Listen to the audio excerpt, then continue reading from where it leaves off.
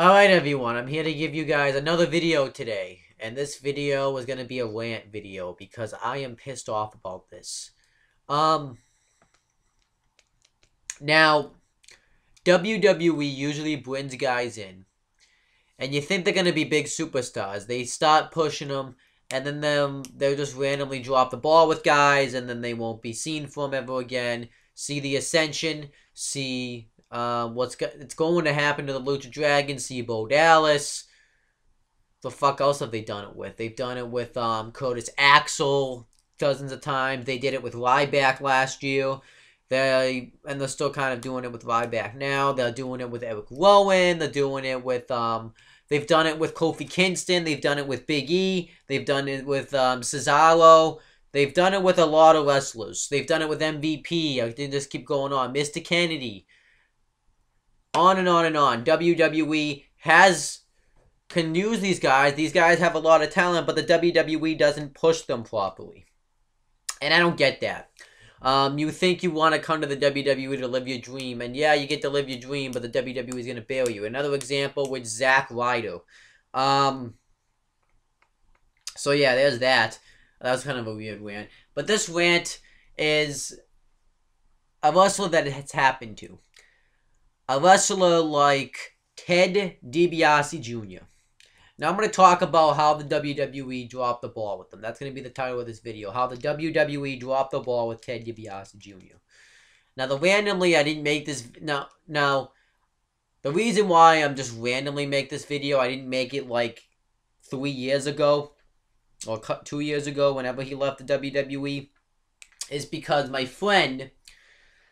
His name's James Hebert. You can find his channel by clicking up there. He does the Massasoit Wrestling Corner, but you can find his channel. It's called James Hebert, and you can also, I guess, check out the Massasoit Wrestling Corner videos. That will be up there, and yeah. But he makes Titantrons for other wrestlers, and he made one for Ted DiBiase Jr. And I was just thinking, man, this guy had a lot of potential. And WWE dropped the ball with him. And I'm just going to talk about how the WWE dropped the ball with Ted DiBiase Jr. Now, I have been saying Junior. Everybody just calls him Ted DiBiase. But I have to call him by Junior because there's two Ted DiBiases. And Ted DiBiase Jr. has a father. A father that was one of the biggest heels in the 1980s of wrestling. I don't know if he was the biggest heel, but he was a pretty damn big heel. And that guy is the $1 Million Man, Ted DiBiase. This guy, you know, Ted DiBiase was in the main event title shots, hold the Intercontinental Championship, hold the Tag Team Championships. He was a perfect heel. I thought he was awesome. So then you have this second generation superstar. He has that going for him. Ted DiBiase Jr. comes in 2008, I remember. I don't remember exactly what happened, but I remember Ted DiBiase Jr. came in. It was after Cody Rhodes and Hardcore Holly. Who were a tag team at that time. I remember Cody Rhodes and Hardcore Holly were defending. I don't know if they had just retained the championships or they were just having a match. It was after they had like a tag team match. And it was Cody Rhodes and Hardcore Holly. They were the World Tag Team Champions. So the titles weren't unified yet. It was just the World Tag Team Champions. And they are going on a decent path as World Tag Team Champions. And then who comes out that night but the $1 Million Man, Ted DiBiase. I'm going off his WWE career because I don't know anything about his independent career. And he comes out and he says, I am going to introduce you to one and a half of the next tag team champions or something like that. His son, Ted DiBiase. This is I'm not gonna say Junior because I'm quoting him. So then Ted DiBiase Jr. comes out. And he says, and I think, you know, he looks like he could Randy Orton. He has that Randy Orton look to him. And I thought that was good stuff. And I thought, like, he was decent on the mic. I thought he was able to carry himself. And I thought he was good. And he tells Cody Rhodes and Hardcore Holly that at Night of Champions, he is going to find a tag team partner to face them for the World Tag Team Championships. So he's going to come in with the big, and he says he's going to be the first one ever to win the titles in his debut match. Now, I knew they had some plans for him. I had no clue who his tag team partner was going to be. I literally had no clue. They could have gone so many directions. They could have gone with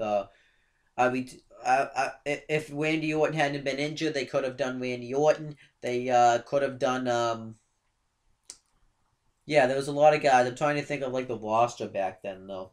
They could have done The Miz. They could have done John Morrison. Well, actually, they couldn't do because they were the WWE Tag Team Champions. Yeah, I don't remember the roster back then, but there was probably so many paths they could have gone on that you did not know who Ted DiBiase Jr.'s partner was going to be. But then we get to that match, and it was awesome. So we're waiting for Ted DiBiase Jr.'s tag team partner. The match is about to happen. It's going to be Cody Rhodes and Hardcore Holly versus Ted DiBiase Jr. and a mystery partner for the World Tag Team Championships. And his partner doesn't show. We don't see Ted DiBiase Jr.'s partner. Well, what happens that night? Cody Rhodes DDTs Hardcore Holly, lays him out, and he turns heel and joins forces with Ted DiBiase Jr. And Ted DiBiase Jr. hits the Dream Street, and which is like the $1 Million Dream, into like a leg sweep move, which I thought looked like a sick finisher. And what happens? Ted DiBiase Jr. and Cody Rhodes become the new World Tag Team Champions. And I marked out for that. Because I thought this was something cool. They were even saying they want to start this new generation thing. They want to start building the new generation up. Because Cody Rhodes is the son of the American Dream, Dusty Rhodes. Ted DiBiase Jr., like I said, is the son of the $1 Million Man, Ted DiBiase. It makes sense. They're calling each other Team Priceless. Makes perfect sense. So then what happens? I remember this segment on Raw. It was such a good segment. Cody Rhodes and Ted DiBiase Jr. come out, and they talk trash to Hacksaw Jim Duggan. They tell him he's washed up, he's old, he should just walk away from WWE, because Hacksaw Jim Duggan was still working with the company, partly. And the next week, Hacksaw Jim Duggan was going to do so, but then Raw commentator, Jerry the King Lawler, talks him out of it, and they lead to a nice, decent feud between Hacksaw Jim Duggan and Jerry the King Lawler versus Team Priceless, is what they've been calling him. I actually liked that feud. I thought it was decent. I think they should have gone to like a pay-per-view match, but whatever. Because the problem was with them, with tag team champions, they didn't really have any tag teams to face. They didn't have many tag teams. They did have Crime Time, which consisted of JTG and Shad Gaspard. They had, who else did they have? Because they didn't have Paul London and Brian Kendrick, because they had split up. They didn't have Deuce and Domino, because they were on SmackDown. And I think no, they didn't split up yet, actually. I don't remember if they did. But they didn't have really anybody to face. They didn't. I think that was the only tag team, was Crime Time. So then, weirdly, I think this was weird. Out of the blue, I remember you were building up John Cena versus Batista at SummerSlam. And weirdly, out of the blue, you have them lose the World Tag Team Championships on Raw to John Cena and Batista. I understand that was supposed to, like, build up a match. I kind of didn't really get it. I didn't understand it. I was like, because it was just a thrown together tag team. And why would you do that? Because then a week later they just won the World Tag. They just won right back the World Tag Team Championships. I didn't think that made any sense. But then they win back the world. So DiBiase Jr. and Rhodes win the World Tag Team titles back from Batista and John Cena. And then they have a decent feud with Crime Time for the tag team titles and going into Unforgiven. And they steal the championships from them. And I don't remember the match that much, but I remember what happened after the match.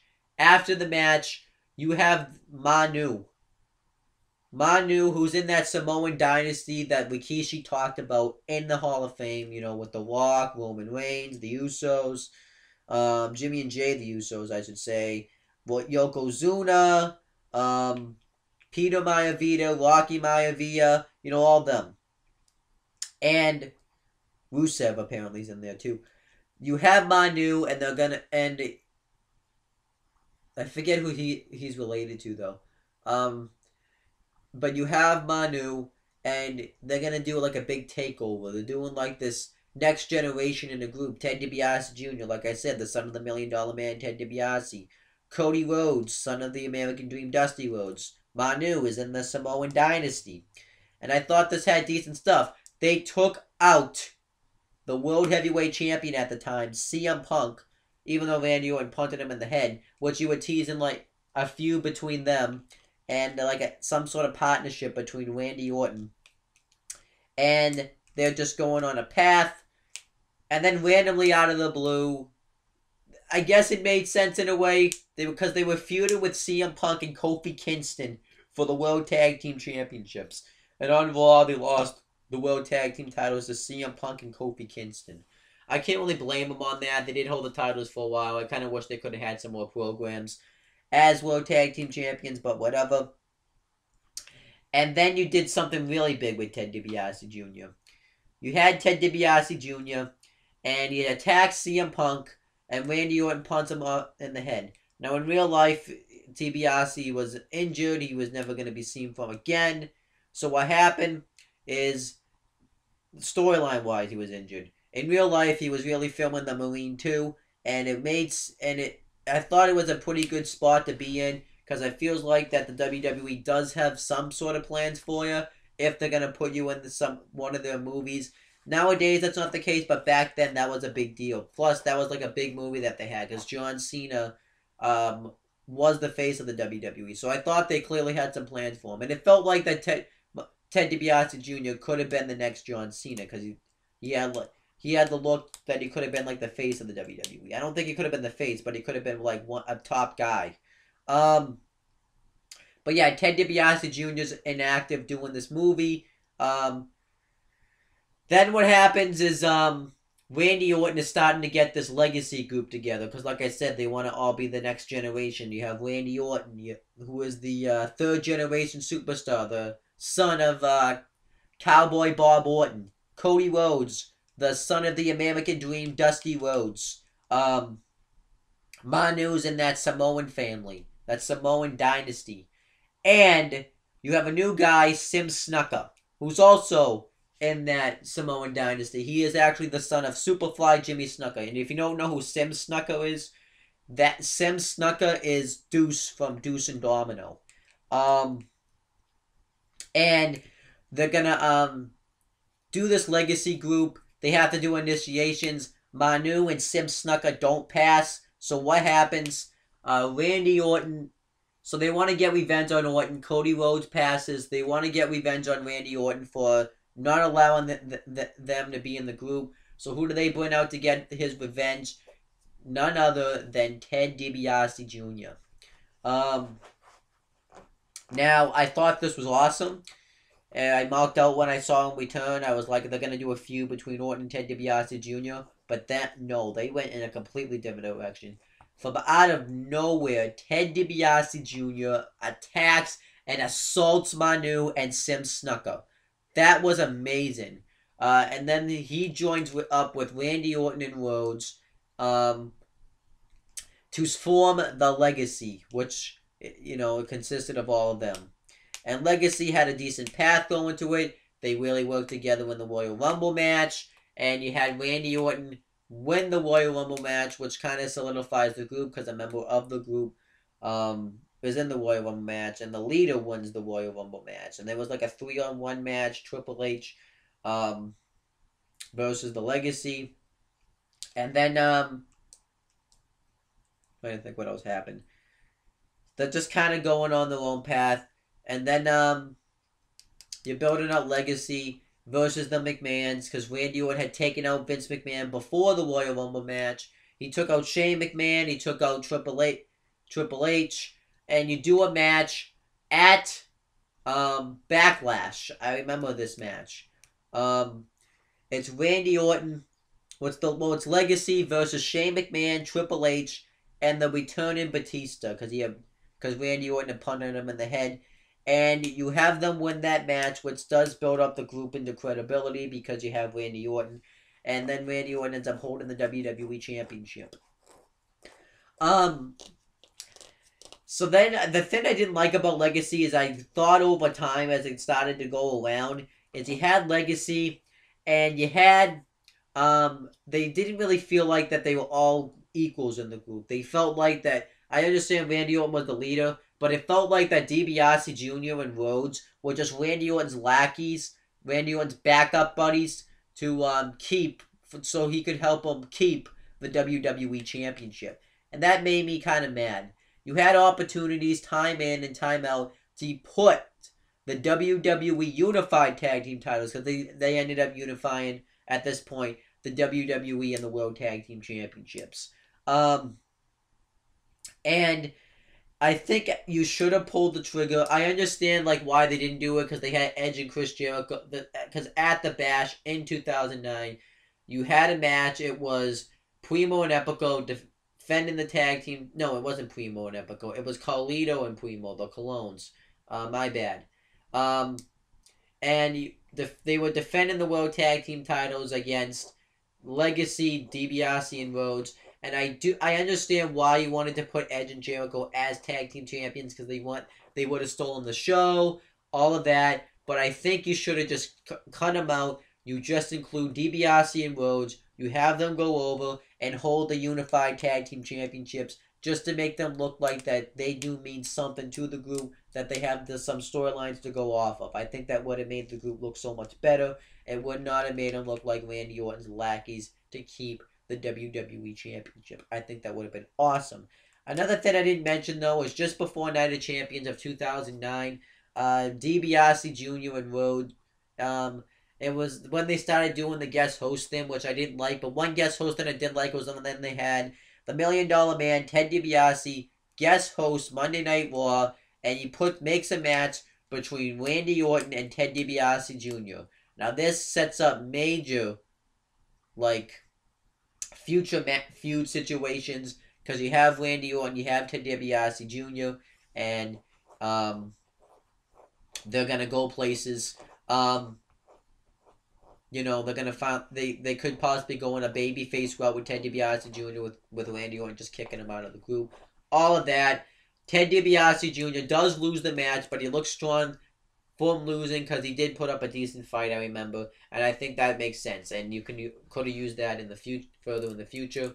And I haven't said this yet, but in the Legacy, and with this whole tag team concept, you would think that Randy Orton obviously is going to be the most successful because of all of his success in the WWE. But out of DiBiase Jr. and Rhodes, you would think Ted DiBiase Jr., because he just has it.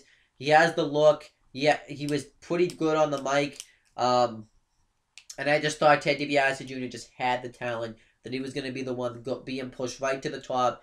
And Cody Rhodes, I thought, was not going to necessarily be buried, but not going to be as featured as well as Orton and Ted DiBiase Jr.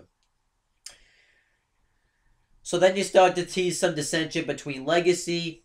You have Legacy accident. You have Legacy accident. No, wait. Well, actually, too, you also have Ted DiBiase Jr. and Cody Rhodes have a feud with DX, which in that time consisted of Triple H and Shawn Michaels. And it was actually a pretty good feud. That, actually, I did like. I liked the SummerSlam stuff they did. You had Ted DiBiase Jr. and Cody Rhodes beat up Triple H so bad that he needs help, so he recruits Shawn Michaels. At SummerSlam, they beat them. And then at Breaking Point, they have a submissions count anywhere match, which means it's like a falls count anywhere match. You can, it's pinfalls anywhere. This is just submissions anywhere. You have a submissions count anywhere match, and you give it to Cody Rhodes and Ted DiBiase Jr. I thought that was amazing. And then what happens is, at Hell in a Cell, you have Ted DiBiase Jr. and Cody Rhodes lose. I do think it makes sense you had him lose because you were revamping DX. You had to, and DX was going to go for the Unified Tag Team Championships against Jericho, which had consisted of Chris Jericho and the Big Show at the time. So I thought that did make sense. So yeah, but then yeah, the DX thing happened. Then they started to tease the tension between Legacy and you do the whole Royal Rumble thing. It's Randy Orton versus Sheamus for the WWE Championship. Sheamus is going in as the defending champion. And Cody Rhodes accidentally gets Orton disqualified. So Sheamus ends up retaining the title. And the title can't change hands off a disqualification. So you're teasing the Legacy feud. And you have Ted DiBiase Jr. qualify for the WWE Championship at Elimination Chamber. He ends up getting a spot in the Elimination Chamber match for the WWE title. And he's in there with top guys like Cena, Triple H, Orton. Even though Sheamus, even though Sheamus was a newcomer, but it was a pretty big deal because Sheamus was in the WWE Championship. And it was a big deal for Ted DiBiase Jr. And not only that, you had Ted DiBiase Jr. and Cody Rhodes. You teased the feud with Legacy by having Ted DiBiase Jr. Cena is going to get Orton up for the AA. Ted DiBiase Jr. hits Cena and Orton with the pipe. And he eliminates Randy Orton, the leader of Legacy. And that possibly means that Legacy is done. All of that was amazing. And then he gets eliminated, I think, by either Kofi Kingston or John Cena. I don't remember. But I thought Ted DiBiase Jr. looked really strong in that match. I thought it was amazing. And it was a nice showcase of Ted DiBiase Jr. So then after that, the night after, you have the implosion of Legacy. It's a six-man tag team match, Legacy. And I believe they went up against Kofi Kingston, Yoshitatsu, and Evan Bourne. I don't know how I remember this match probably because of the moment. Originally, I think Ted DiBiase Jr. and Rhodes were planning on doing a jump on Randy Orton because they were going to finally break up Legacy. They were just going to completely jump Orton, and that didn't happen. What ended up happening was Orton struck first, and he ended up attacking Cody Rhodes and Ted DiBiase Jr., leaving them imploding Legacy. He ends up DDTing Cody Rhodes, and then he RKO's DiBiase Jr. on the floor. And he finally implode Legacy, so then you have... I thought it was weird that DiBiase wasn't the face in the feud, and he was the heel. But I thought he would be the face, but I guess not. I actually didn't really mind that, because Orton hadn't been face for a while, so it was good stuff. So then you go on to WrestleMania 26. It's a triple threat match. You have Ted DiBiase Jr. versus Cody Rhodes versus Randy Orton. A Legacy triple threat match. And I thought it was amazing. I really liked it. The thing I didn't like about it, though, and there was a thing I did not like about this. Now, the match I don't remember much. I don't really remember much of the match. I remember much of the match was DiBiase and Rhodes just beating the crap out of Orton. Because the reason why it was a triple threat match instead of like a handicap match is because they had a handicap match. But DiBiase and Rhodes ended up working together. And DiBiase did get a pinfall victory on Orton, I believe. So that was cool. And you just have him go into the match looking really strong.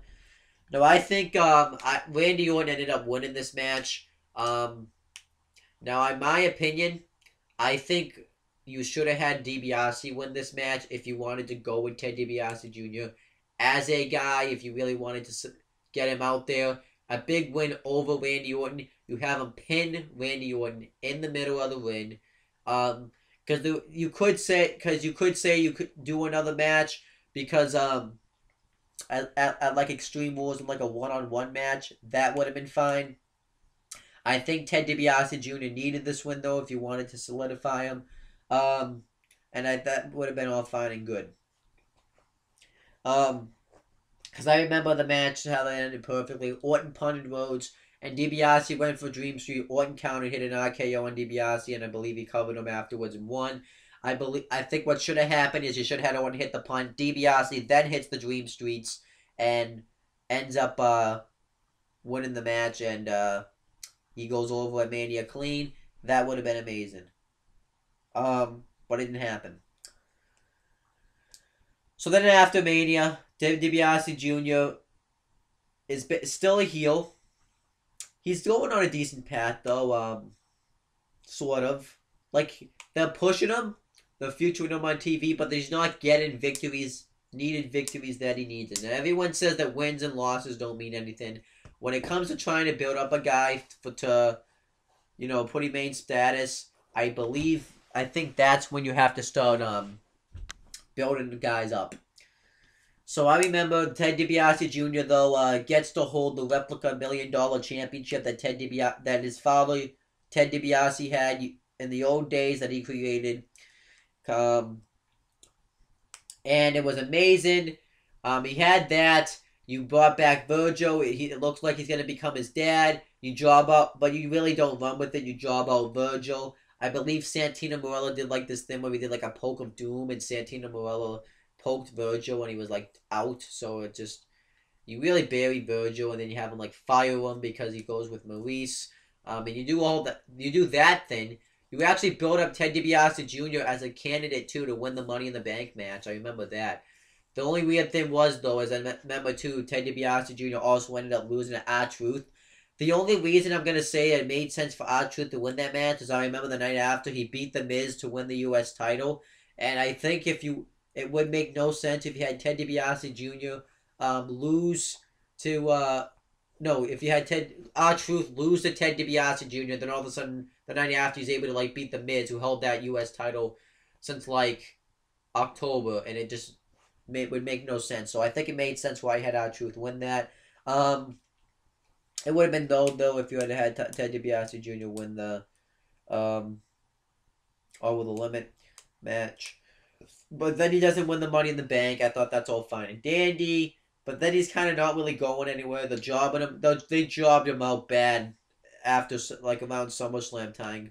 I think because the whole Nexus thing. Which I consisted of Wade Barrett, Skip Sheffield, Daniel Bryan, Darren Young, Michael Tava, Heath Slater, Justin Gabriel, and I think that might be it. I might be missing someone, but whatever.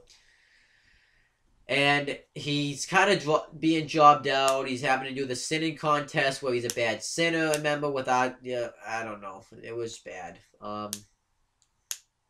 They just pretty much job out Ted DiBiase Jr. Then there's this mystery person that's coming after him and ends up being Goldust. He goes after the $1 million championship. You do that old feud. You job him out there, and then he tries to get that title back. Then all of a sudden he doesn't want the championship when his father's about to return it to him. He says he wants to go after real gold, and this is a chance you really could have revamped Ted DiBiase Jr. Daniel Bryan had just won a match. He was the U.S. champion. He attacks Bryan. Then at Survivor Series, you do Ted DiBiase Jr. versus Daniel Bryan for the United States Championship. You have Bryan win. I was fine with that. It was building Daniel Bryan up. But they really missed an opportunity with this because you could have done a great feud between DiBiase and Bryan for the United States Championship. You could have had DiBiase come out, talk about how Daniel Bryan doesn't look like a real champion. He looks like a real champion. He's handsome. He has all the money in the world. Daniel Bryan says the only reason you're in this company is because of your family. I'm in here because I've earned it. I've scratched and clawed my way up. It would have made total sense of why Ted DiBiase Jr. and Daniel Bryan would have had a feud. You never ran with the feud. I thought that was stupid.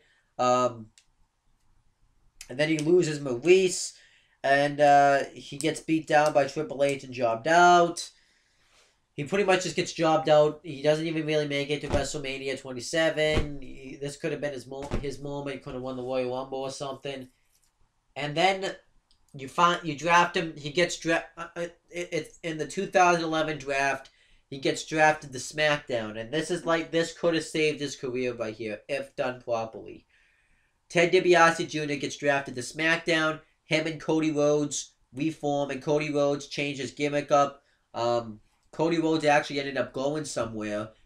Cody Rhodes had come off a fresh victory against Rey Mysterio in WrestleMania. It was good stuff for Cody Rhodes. He had this whole mask gimmick. Cody Rhodes was really shining because before when he was in Legacy, I thought Cody Rhodes was just kind of Thought he was kind of like, I didn't really think Cody Rhodes was that special. I didn't think there was anything nice about him. But now I was actually really starting to enjoy Cody Rhodes, and you have them reform, and the feuding with Daniel Bryan again and Sin Cara. I thought that was all fine and good. You have them. You have Cody Rhodes beat Ezekiel Jackson for the Intercontinental Championship. So then Ted DiBiase Jr. is going on this losing streak, and Cody Rhodes just decides to dump Ted DiBiase Jr. I think he lost a match to Orton or something. Another thing my friend James actually said that would have been a good idea is if you could have revamped Legacy though, and I actually totally agree with them. You could have done Ted DiBiase Jr., Cody Rhodes, and not Orton because he was face. Which actually would have made sense if you had done Orton because he was on SmackDown too. But you could have done Michael McGillicuddy, and it made sense because Michael McGillicuddy, who is now known as Curtis Axel, but at that time Michael McGillicuddy was the son. Well, I mean he still is, but it made sense. You had Michael McGillicuddy, who was the son of Mr. Perfect, also known as Kurt Hennig, and the grandson of Larry the Axeman Hennig. You could have really reformed Legacy and you could have had it with Michael McGillicuddy, Cody Rhodes, and Ted DiBiase Jr. That would have made sense. It would have really worked out well. But they didn't go with that. But then Cody Rhodes dumps Ted DiBiase Jr. And Ted DiBiase Jr. attacks Cody Rhodes on SmackDown. And he turns face. He has his big face turn. And it was amazing. You had an opportunity to do a feud for the Intercontinental Championship between Ted DiBiase Jr. and Cody Rhodes, but you just threw it away for one match at Night of Champions that was just an add-on at the last minute, and it was a joke. They should have really carried this feud out. They had the history, and the fucking WWE didn't do it. They fucking dropped the ball with that. So then, his face turns out, and everyone was talking about this DiBiase posse that he had outside arenas. He had these fans that he would tailgate with that he would call the DiBiase posse, but you never really saw much of it. You would just hear about it, and you wouldn't hear much of it. And me and James talked about this, and you really could have done something here. You could have done something. You could have had him be what Adam Rose is now. Adam Rose has his rosebuds ringside. You could have had Ted DiBiase Jr. just have a bunch of fans ringside that obviously are set up, and you have them they're like the rosebuds to Ted DiBiase Jr. I think that could have been amazing, but he didn't go with it there. Then he's jobbing out to Hunico or Camacho, I forget which one, on SmackDown, and then he just gets demoted to Superstars, and then it finally happened. August 26, 2013. The only reason I know this is because I just watched the video just before I put this video on. Ted DiBiase Jr. announces that he's not gonna re-sign his contract to the WWE because he wants to focus on other things. He wants to be a dad. He wants to have a family. And to be honest with you, the reason I think that he didn't say is because they really weren't pushing him. They really weren't doing shit with him. The only time you really would see Ted DiBiase Jr. was on WWE Superstars, which is a jobber show pretty much. And he's just a guy that the WWE really dropped the ball with. This guy could have been huge.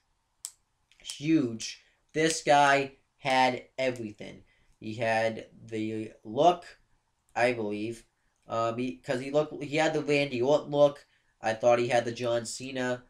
He could have been next Randy Orton and John Cena mix. I don't know why Vince didn't like that. It's just you just dropped this guy out so bad. You could have had him win at WrestleMania 26 in the triple threat match against Randy Orton and Cody Rhodes. Go over clean. Then at Extreme Rules or whatever the next paper. Yeah, it was Extreme Rules. You do DiBiase versus Orton again. You have Orton win there. Get his win back, And then DiBiase can just go on a nice winning streak. Can have him hold the U.S. title, build him up, and then he drops it. Then he wins the Royal Rumble match, and you can do a nice title match between DiBiase and like John Cena, or who else? DiBiase. But if you weren't gonna, but then you didn't do that. Then you could have saved his career by not having him win by doing all of the by having that feud with Daniel Bryan for the United States Championship. And then at WrestleMania 27, you have DiBiase go over Bryan clean for the U.S. title. It would have made sense. It should have happened, but it didn't. And then on SmackDown, you could have really revitalized his career by having him go for the IC title. And you have him at TLC, TLC, beat Cody Rhodes for the Intercontinental Championship. And you have him hold that IC title going into WrestleMania, and you have an IC title match. That would have been good. They really fucked over Ted DiBiase Jr. Just bad. I just can't believe this guy could have been a star and the WWE didn't jump the gun with it. To be honest with you, this is like one of those case scenarios where you thought this guy was going to get far, but then the other guy ended up getting further. Like, you thought Ted DiBiase Jr. was going to get further than Cody Rhodes did, but Cody Rhodes went way further than Ted DiBiase Jr. was, and he's not really being used well right now, really, either, so you just had everything going. You should have, this is a guy that could still be there today. This is a guy you could build a company around. He would still be pretty young, so I don't know why they didn't push him. Just fucking stupid. Like, WWE just feels like that they just people say that WWE doesn't sabotage you. WWE fucking sabotages you. They really had this. They had a chance with this guy and they didn't take it. They've done this with guys before. They've done it. They've been sabotaging Zack Ryder. Like all the wrestlers I mentioned earlier in the beginning of the video, they've sabotaged. So I don't know what to say. Thank you guys for watching this video. I just felt like I should make this video just because of this. Every time I watch that video, I'm going to think of it. And if you want to check out that video of Ted DiBiase Jr.'s new Titantron with my friend James doing it, I'm going to put that down right here. And I'll do that. But overall, guys, that's pretty much it. I'll gonna be back to make a video. I have to do some homework, so I don't know when it will be, but I'll do it either later on today or tomorrow or something. I don't know. And I'm gonna try to get all the videos that I have to catch up on. School is over on May 16th, so I will be back to doing videos on a regular schedule again. Even though I have to do like work and stuff, but I will pull through it. But that's pretty much it, guys. I'll be back to give you guys another video. You can click down there, too, by the way, to subscribe. It definitely does help me out a lot to subscribe. And I am coming up with my 800 videos soon, so I will be posting that probably either tomorrow or Saturday. But overall, that's pretty much it, guys. I'll be back to give you guys another video throughout the weekend. So that's pretty much it, guys. See you.